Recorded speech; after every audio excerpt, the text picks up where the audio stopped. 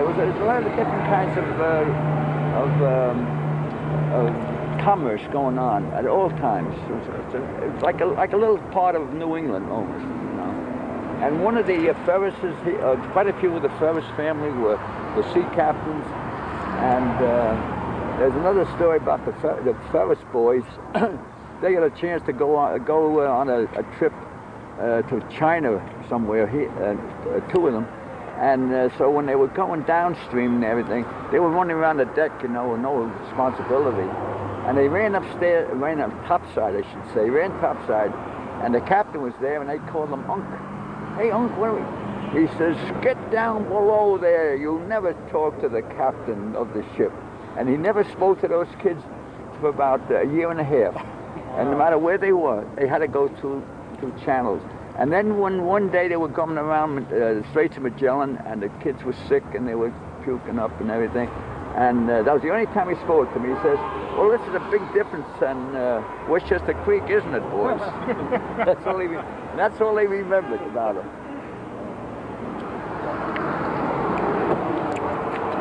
Okay, right now we're at an important junction. After coming across that old bridge that I talked to you about, the old Pelham Road veered right here. This would be the beginning of the old Pelham Road, which veered north, and that was the Throgs Neck Road, also known as the Fort Schuyler Road, depending upon what area you're talking about. Fort Schuyler Road because it led to Fort Schuyler. Over here, you'll see a spire up on the hill and a church. That's Crow Hill.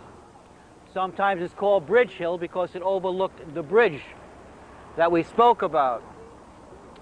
There was a little wooden church built up there in 1855, which I'll tell you about in a little while.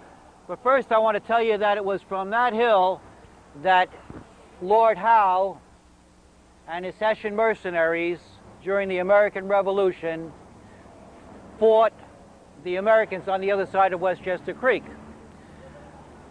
Howe and the Hessians landed at the foot of Tremont Avenue, which would be south from here, on October 12, 1776. Marched up along this road and encamped up on this hill and beyond it. And they lobbed cannon fire into Westchester Village, and they had wanted to cut across the Bronx and pin George Washington against the Bronx River. Washington was at that time trying to get his men and his people together and supplies, and he was heading up toward White Plains.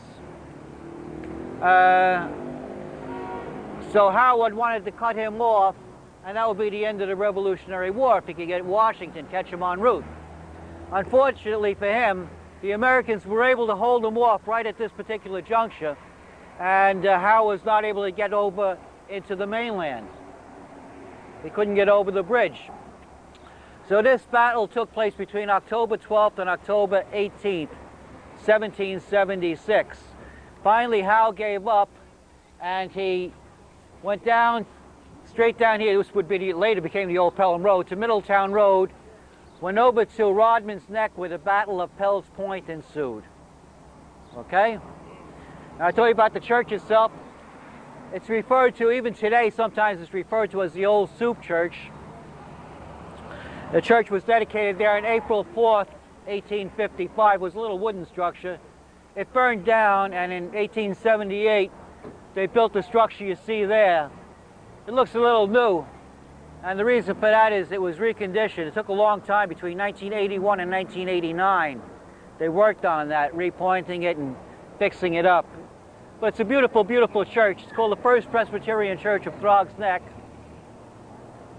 It's the first church you come to when you enter Throgs Neck. And it's surrounded by that beautiful old wall. Originally, that hill extended all the way down to the creek. But in 1915, the trolleys couldn't get over the hill. People had to get off the trolley and walk up to the hill and then get back on. So after a while, they figured this is ridiculous. So what they did is they cut down the hill. And that was around 1915. And that's when they built that stone wall. They didn't need the stone wall before that alongside the church. A lot of the old tombstones in that church date back to the 1860s. Most of the names are Scottish. Must have been a very strong Scottish element at that time. So that's the old soup church. It got its name during the Civil War. When the soldiers returning from the Civil War, they'd want to stop at one of the saloons on their way home, and the young girls would meet them outside and say, "No, why don't you come over to the church for a bowl of soup?" And they'd bring the soldiers over here and have soup instead of hard liquor. And so it got the name as the old soup church, and people still call it that for some strange reason. Okay, we're going to, anybody have questions? Always happy to entertain any questions. That's Lehman High School, if I didn't mention the name of it, across the street. It was built in 1971. Yeah, Bill, you mean until 1915 there were two separate trolley lines here, one on each side of the hill? No, it was one trolley line, but you had to get, it kept going, but you had to get off and walk up and then get back on the same trolley. Oh, because it was too heavy. Yeah. The hill was too steep to navigate. Okay? Oh, so but they got the trolley over here. Right, right.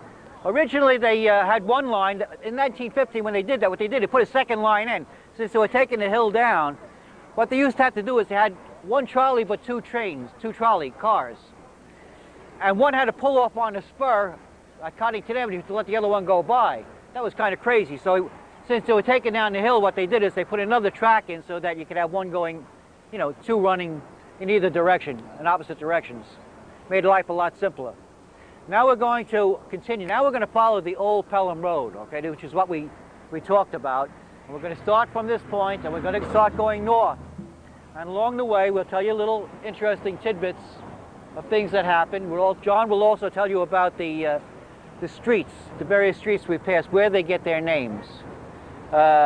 He's an expert on that. He wrote the book on history and asphalt, which it tells you about all the street names in the Bronx. It took him about 50 years to write this book. This is his lifelong hobby, street names. So he is the expert on it. So he's the last word. Whatever he says, that's it. Bill, remember the house where the Drugs Neck medical building is? Yeah. At about 15 to 20. We're right at the junction of the old Pelham Road and Erickson, which is now known as Erickson Place in this particular area. And the Erickson family owned property on what they call, Bridge Hill or Crow Hill, and at one time was also known as Red Hill, R-E-D-D, and it was said Ye Red Hill. It goes all the way back to a time when the clay banks were exposed as you came up the creek. And a lot of people think that Erickson has something to do with the Civil War warships they had, the Monitor and the Merrimack. But no, it just happened to be a family name. But they're all named after the early settlers. Now the next one we're coming to, right about another 5 minutes, is the Maitlands. The Maitland is right here, sir. Right here. This is Maitland. Oh, okay. I'm sorry. That's right. Now it's known as Maitland Avenue, and that's a doctor. He's a doctor, and his name occurs back around the 1850s in the town records here. And then we'll go on to Wellman and Zulette, where we'll be coming to. And they're all, as I said, early settlers here. And you'll find them in the strangest places. You know, you might find it in a confirmation book or an old Bible or a graduation paper or something like that. So that's how I would try to date the families that far. So we're coming down to the old village of Middletown. So when you get to Zulette Avenue, which is just a very short distance from here, you'll be inside the town limits of Middletown. And Middletown extends now. It extends clear over to the Westchester Bay section. And at the time, it was just a little hamlet down here. Okay? Yeah. Come on. All right, this Wellman Avenue right here is also named after an old settler.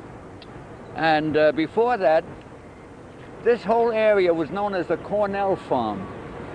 And the Cornell Farm extended way back until, if you know where Crosby Avenue is, and up into there. And